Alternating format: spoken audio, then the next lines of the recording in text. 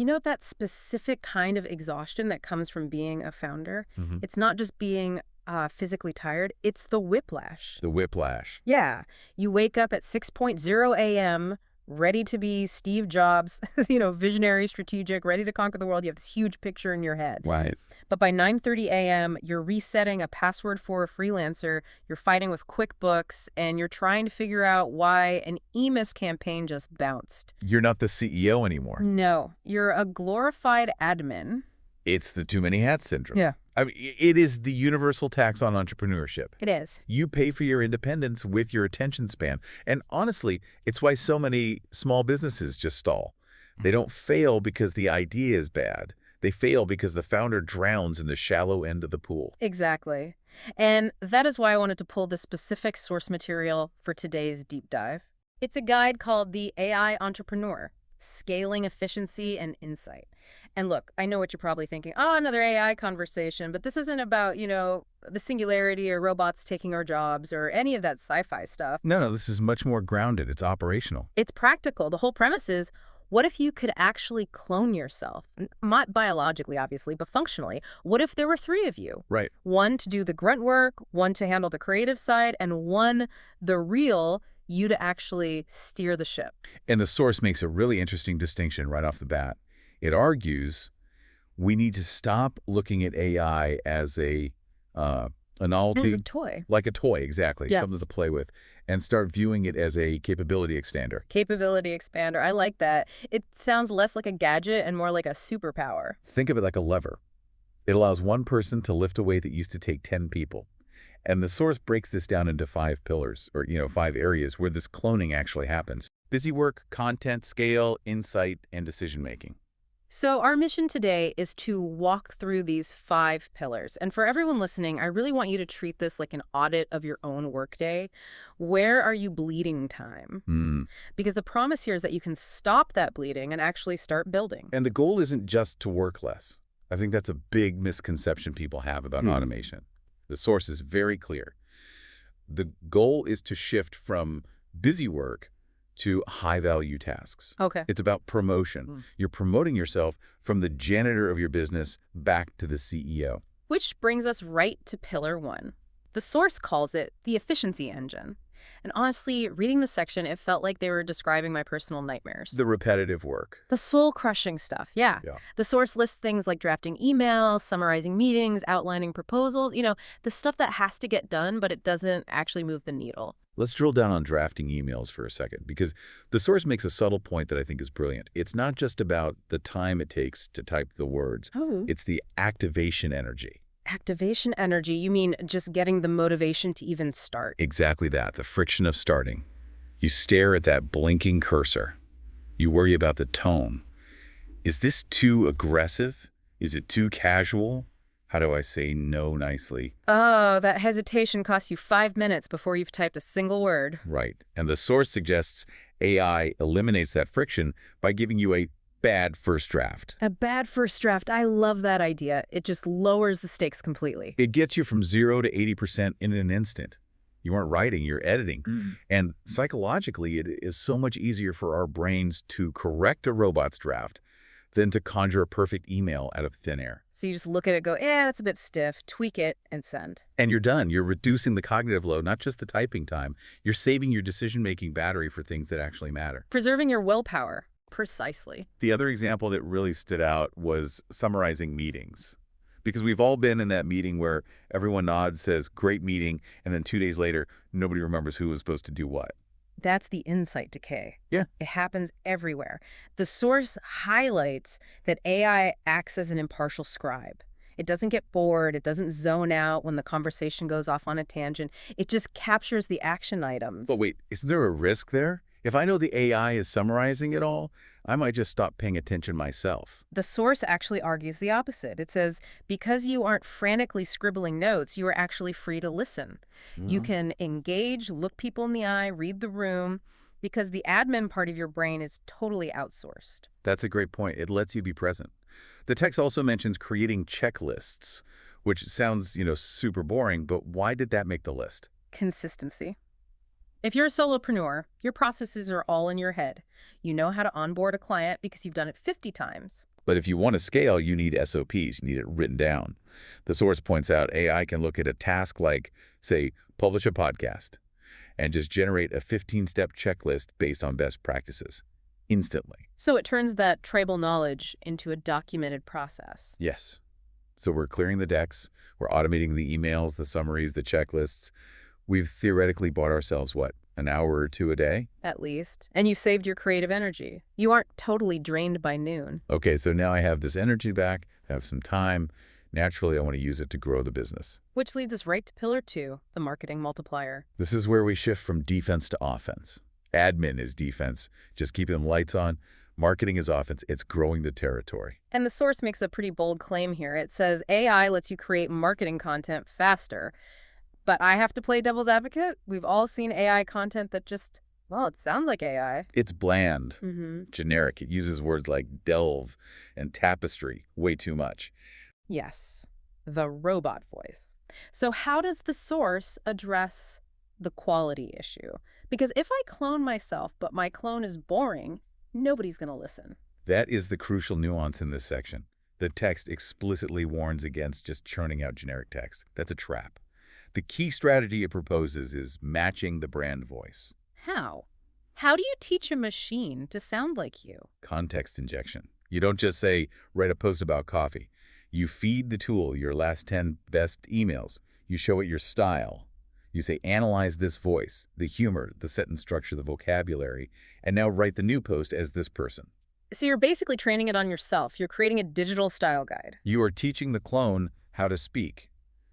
And the source describes this as a collaboration. It says, and I'm quoting here, speeding up content creation while still adding their human touch. So the AI provides the structure, the headlines, the rough draft, all the heavy lifting. And then you come in and add the flavor, the anecdotes, the specific jokes that only you would make. The source lists ideas and headlines as a major use case. I mean, the hardest part of creativity is the blank page, right? Always. So if you need one great headline, it's much easier to find it if an AI generates 20 options first. Even if 18 of them are terrible, you might find 2 gems. So it's quantity leading to quality. It's volume. In the old world, a small team could maybe put out 1 blog post a week. That was their limit.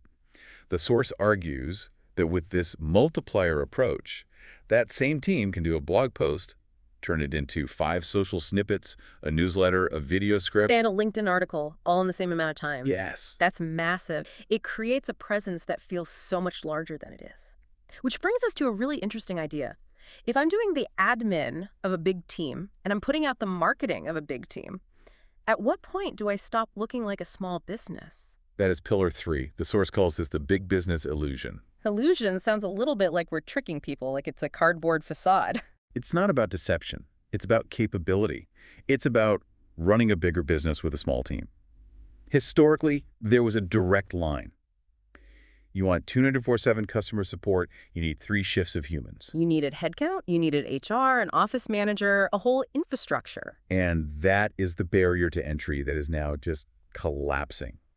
The source details how AI helps with customer support, lead generation, and basic admin to let solopreneurs operate with the efficiency of a much larger organization.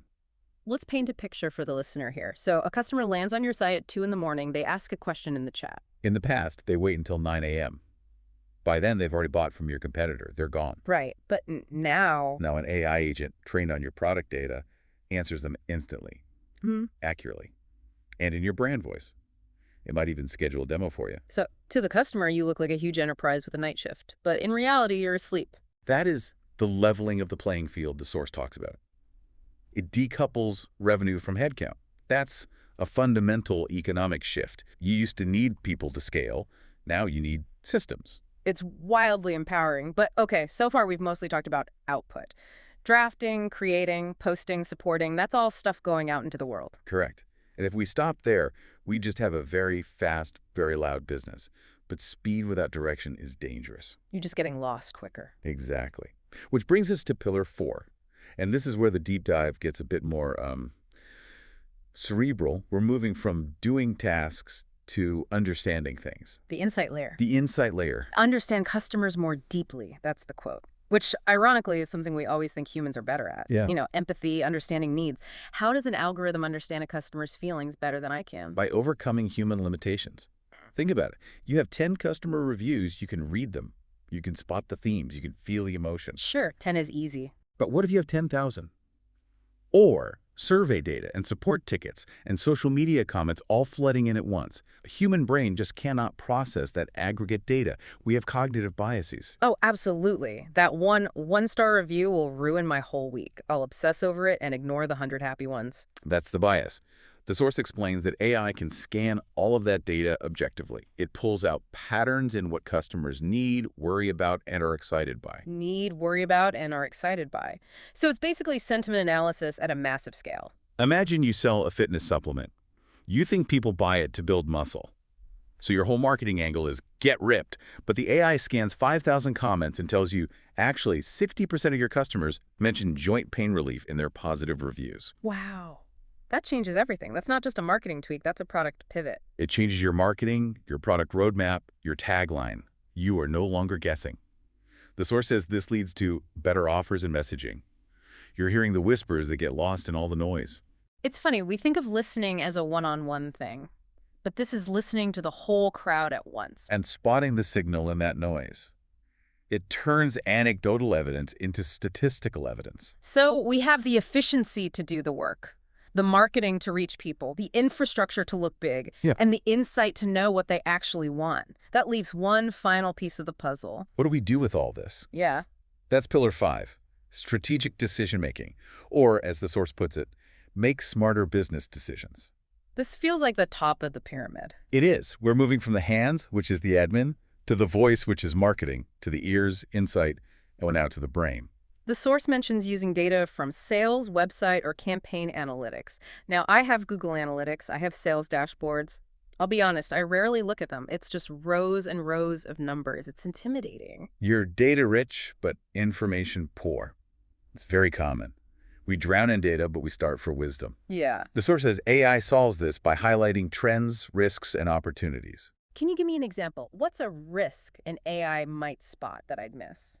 Okay, let's say your churn rate, the number of people canceling your service, is creeping up by 0.5% every month. That sounds small. I probably wouldn't notice that in the daily noise. A human might miss it, but the AI projects that trend out over a year, and it flags it. Risk alert. If this continues, you will be unprofitable in 8 months. Wow, okay. That is a wake-up call. That's a stop everything and fix this moment. Or an opportunity. The AI notices a correlation. Customers who buy product A are 80% likely to buy product B if it's offered within 3 days. That's a strategy. That's a concrete move I can make right now. I can set up an automated email to offer product B on day 3. Exactly. The source argues this supports clearer decisions about where to invest time and money. It's like having a CFO sitting on your shoulder, constantly running the numbers. And this connects all the way back to the beginning, doesn't it? I feel like there's a loop here. How? Well, if I'm still stuck in pillar 1, if I'm the guy manually typing every email and scheduling every meeting, I don't have the time or the mental space to look at these strategic trends. You're too busy putting out fires to build the fire station. Yes. That is the holistic argument of the source material. It's a ladder. You have to automate the bottom rung, the busy work, to earn the right to operate at the top with strategy. You can't be a strategic leader if you're drowning in admin. It's impossible. So it's a complete ecosystem. Efficiency, creativity, scale, insight, and then strategy. It turns the entrepreneur from a frantic juggler into a conductor. Notice the one thing that weaves through all 5 pillars. What's that? The human is never removed from the equation. The source emphasizes entrepreneurs can focus, adding their human touch, making clearer decisions. The AI is the engine, but you are still the pilot. I think that's a really important takeaway for our listeners. This isn't about replacing you. It's about elevating you. Enhancing you, amplifying you. It lets you be more human because you aren't forced to act like a robot doing repetitive tasks all day. So if you're listening to this and feeling that overwhelmed, the question for you is, which of these 5 pillars is your bottleneck right now? That's the right question. Are you drowning in email? Start with the efficiency engine. Are you stalling on social media? Look at the marketing multiplier. Do you feel like you're just guessing what your customers want? Dive into the insight layer. You don't have to do it all overnight. That's a recipe for disaster. Just pick the one lever that relieves the most pressure. Solve one problem, then move to the next. And remember, the barrier to entry is gone. The source makes it clear this is for solopreneurs and small teams. You don't need a huge budget. You just need the willingness to change how you work. The tools are there. They're accessible. It's just a matter of picking them up. Before we wrap, I want to circle back to something we touched on earlier, that idea of the big business illusion. It's a provocative concept. It really is. If a single person using these 5 pillars can generate the output of a 20-person company, does the term small business even make sense anymore? It kind of disrupts our definitions, doesn't it? We usually define business size by headcount. Oh, they have 50 employees. They're a medium business. Right. But if you have 1 employee yourself and you're operating at the scale of a multinational, what are you? You're something new, an anomaly. We might be seeing the rise of the micro-multinational, companies with a headcount of 1 but a global reach and massive efficiency. The AI entrepreneur might be rewriting the entire economics of what a firm is. Micro multinational. I like the sound of that. Sounds profitable, and honestly, it sounds like a lot less stress than managing 50 people. It certainly does. Less overhead, more agility. Well, that gives you plenty to think about. Hopefully, this deep dive has given you a few ideas on how to take off some of those hats and maybe, just maybe, clone yourself a little bit. Use the technology, don't let it use you. Focus on the value. Couldn't have said it better. Thanks for listening to The Deep Dive. We'll catch you next time. Goodbye.